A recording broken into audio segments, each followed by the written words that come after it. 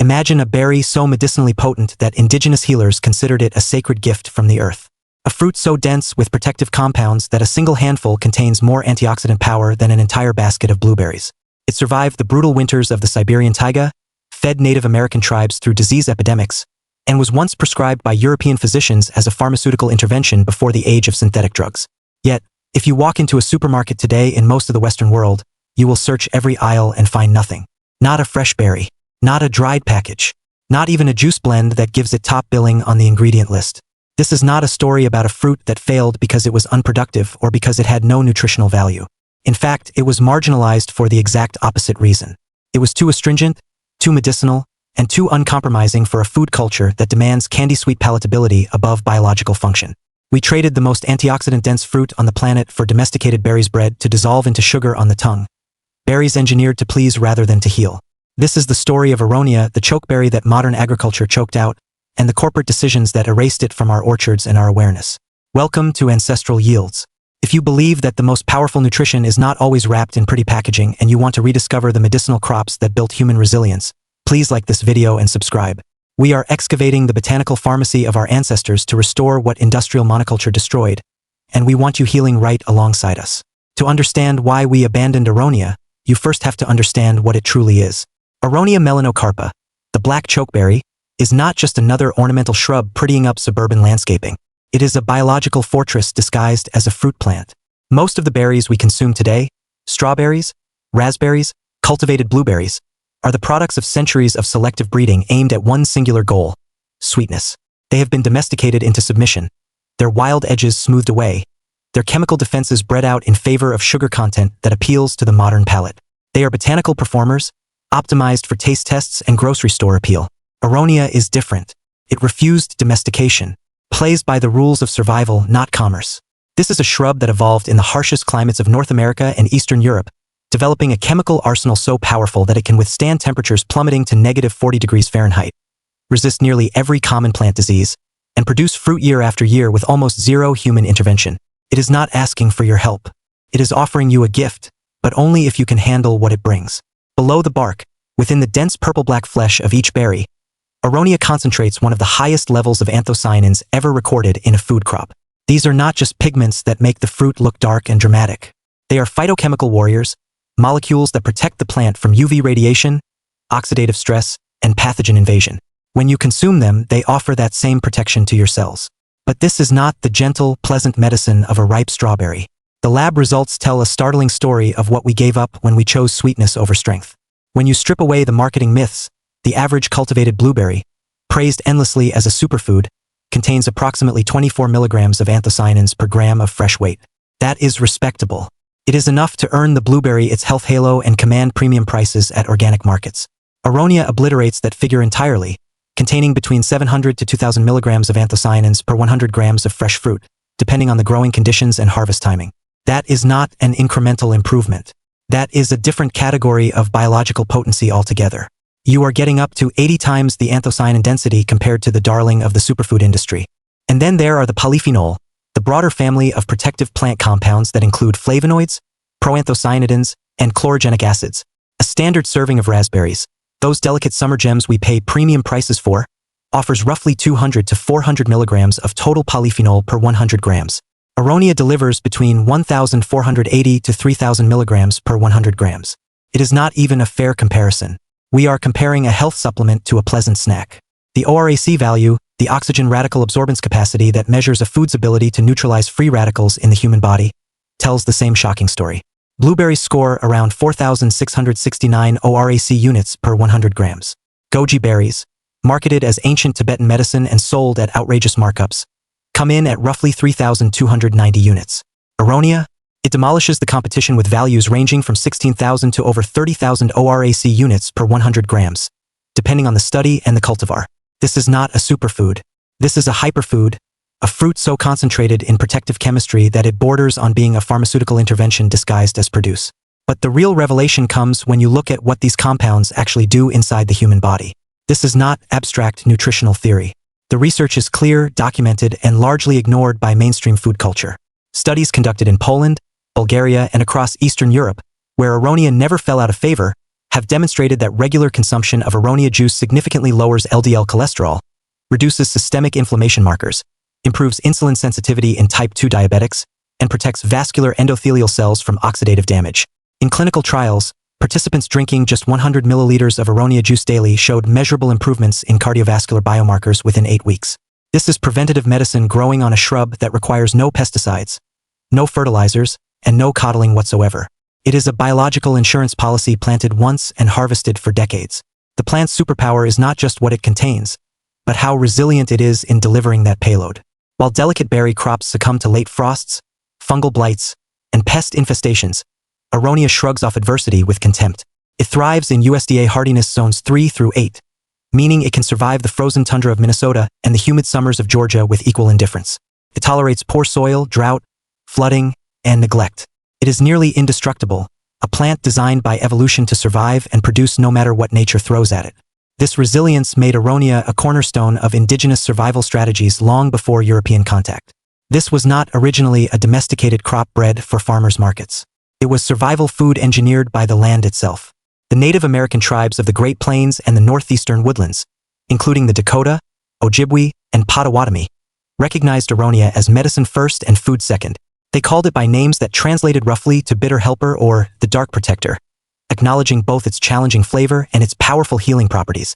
The berries were dried into cakes, mixed with buffalo fat and other dried fruits to create pemmican, a calorie-dense survival food that could last for years without spoiling. But more importantly, they were used medicinally.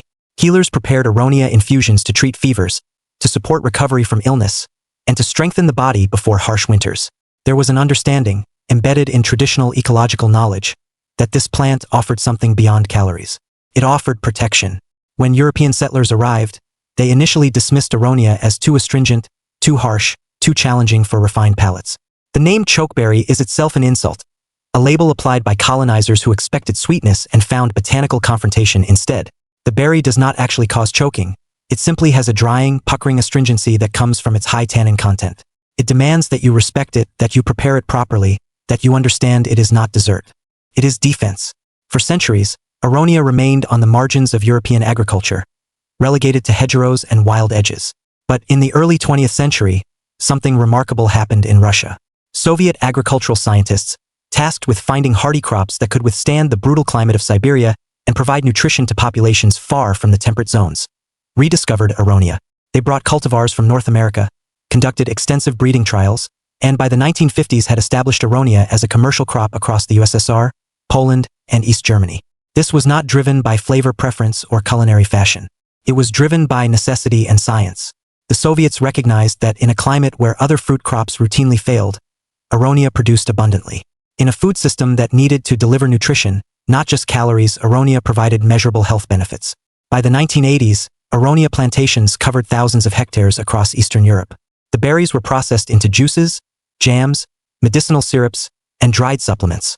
It became part of the agricultural and nutritional fabric of the Eastern Bloc, a fruit that symbolized resilience and practicality over indulgence. But in the West, a very different story was unfolding. The downfall of Aronia in Western agriculture did not come from a disease or a failure of the plant itself.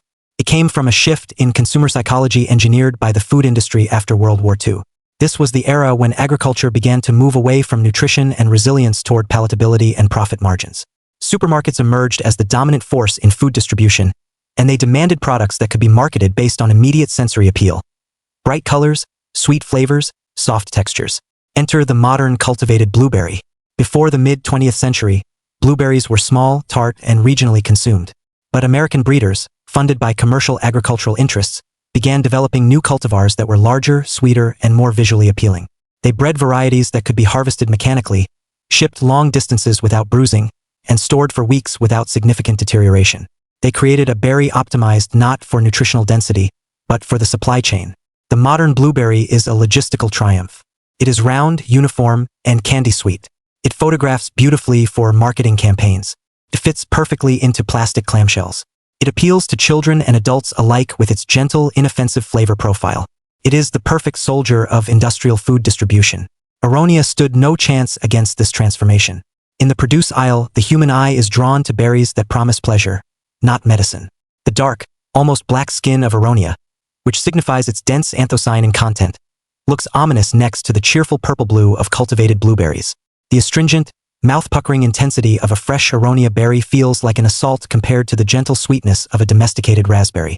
We began to eat with our taste buds alone, prioritizing the immediate gratification of sugar over the long-term benefits of phytonutrient density. The blueberry became the ambassador of health food marketing, palatable and profitable. Aronia was the uncompromising truth-teller, medicinal and unmarketable. But it was not just about flavor. As agriculture scaled up and industrialized, it collided with Aronia's biological integrity in ways that made the plant a commercial liability. If you harvest fresh Aronia berries and bite into one raw, you will experience an immediate, intense astringency that dries your mouth and makes your tongue feel like it is being scrubbed with tannins. This is not a defect. This is the plant's defense mechanism, the same chemical compounds that make it disease-resistant and medicinally potent. But in a food culture that has been conditioned to expect fruit to taste like candy, this intensity is perceived as a flaw.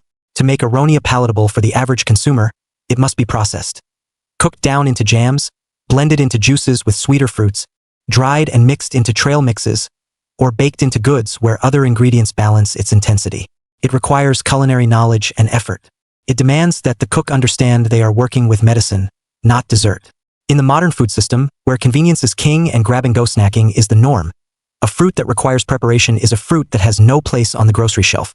Furthermore, the berries, while abundant, are small and grow in clusters that do not lend themselves to mechanical harvesting in the same way that blueberries or raspberries do. Commercial Aronia harvest still requires either labor-intensive hand-picking or specialized equipment that many farms simply do not own. The economics shift immediately. Why would a commercial orchard invest in Aronia when the same land could grow blueberries that sell for twice the price with half the marketing effort? When the supermarket became the gatekeeper of food access, Aronia was rejected. It was deemed too challenging, too medicinal, too niche. The processing industry, which could have bridged the gap between Aronia's biology and consumer acceptance, chose instead to focus on crops that fit existing infrastructure and consumer expectations. So the nurseries stopped promoting it. The orchards stopped planting it.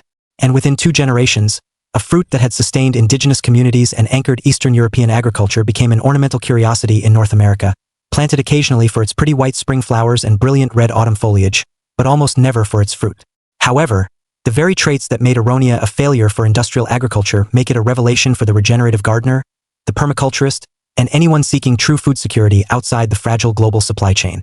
If you are tired of babying delicate berry crops, of fighting fungal diseases, of replanting strawberries every few years, of watching birds devour your raspberries before you can harvest them, Aronia is your liberation.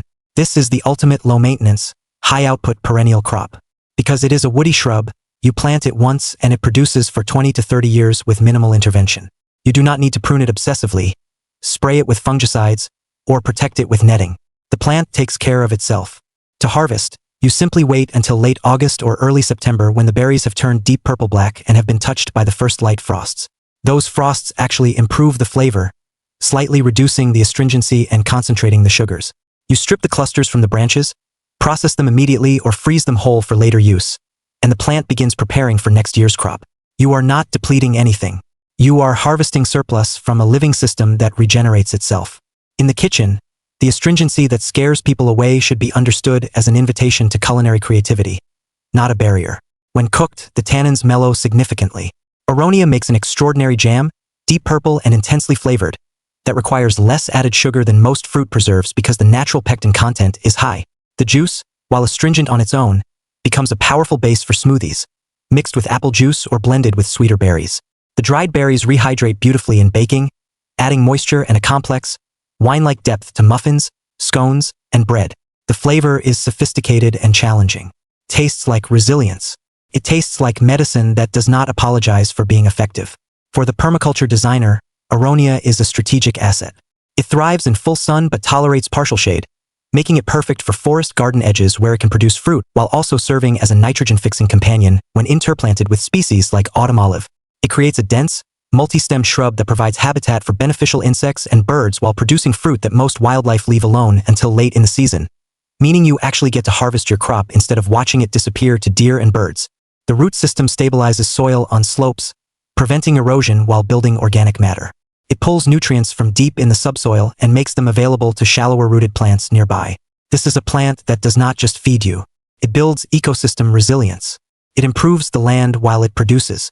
The fact that it has been dismissed by mainstream agriculture is not a failure of the plant. It is an indictment of the industrial food system's values. We have constructed an agricultural model that measures success in tons per acre and dollars per square foot, a model that prioritizes uniformity, sweetness, and shelf stability over nutritional density, medicinal potency, and ecological resilience. In that system, Aronia is undesirable.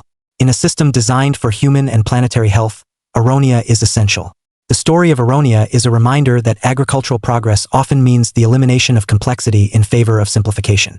We sacrificed the most antioxidant-dense fruit in the northern hemisphere for berries bred to be pleasant and profitable. We allowed the demands of industrial processing and supermarket logistics to dictate our relationship with food, narrowing the vast biodiversity of edible and medicinal plants down to a handful of crops that photograph well and ship easily. But we can choose to reject that system. Growing Aronia today is an act of botanical defiance. It is a rejection of the food industry's insistence that nutrition must taste like candy. It is a reclaiming of medicinal plant knowledge that predates pharmaceuticals and processed supplements. It is a statement that you are willing to work with a plant on its own terms, to learn how to prepare it, to respect its intensity, to value its medicine over its marketability. It is time to bring the chokeberry back to the homestead, back to the garden, back to the kitchen where it belongs. It is time to plant a shrub that will outlive you, that will produce healing fruit year after year regardless of market trends or supply chain disruptions, that will stand as a living testament to the power of phytonutrient density over manufactured palatability. If you are ready to fill your garden with crops that the food industry rejected but biology perfected, hit that subscribe button for Ancestral yields. We have more forgotten medicines to uncover, more abandoned allies to resurrect, and the best way to opt out of a broken food system is to grow your own pharmacy.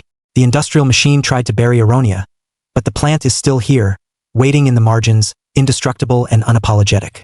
All it asks is that you recognize what it offers and have the courage to accept medicine that does not pretend to be dessert. See you in the garden.